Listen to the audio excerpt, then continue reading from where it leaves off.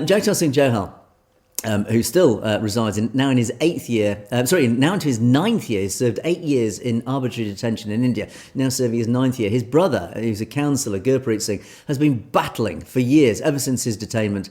He's been battling to free him, battling with not just the Indian government, but the British government to say, look, please, you've got to act to free my brother. He is a British citizen who has been detained illegally, arbitrarily. He has not been sentenced to anything yet, and yet he remains still in prison. The British government have done absolutely nothing about it. Anyway, so the latest update.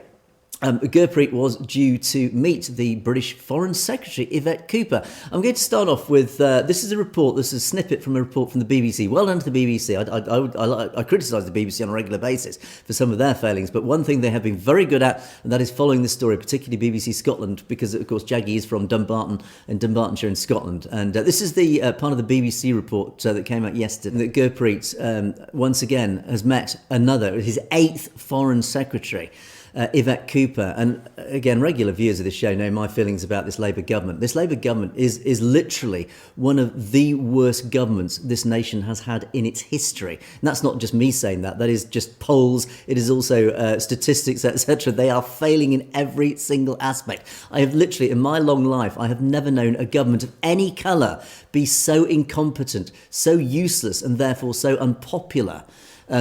It just defies belief. Again, I'm almost speechless at the failings of this government in every area, whether it's economically, social policy, whatever. But certainly when it comes to Jagtar Singh Johal, as I say, I'm utterly speechless, but not surprised, again, at this failings. And poor Gurpreet, who's battled for years, battling every successive foreign secretary, he's now come up against this political blancmange, this tasteless, flavourless, pointless blancmange of a foreign secretary, Yvette Cooper, who has basically said, well, whatever. She said nothing. And he's had to take the train back to Scotland to break the news to the family. I'm sorry, but we're now dealing with a foreign secretary who's even more useless than the last one.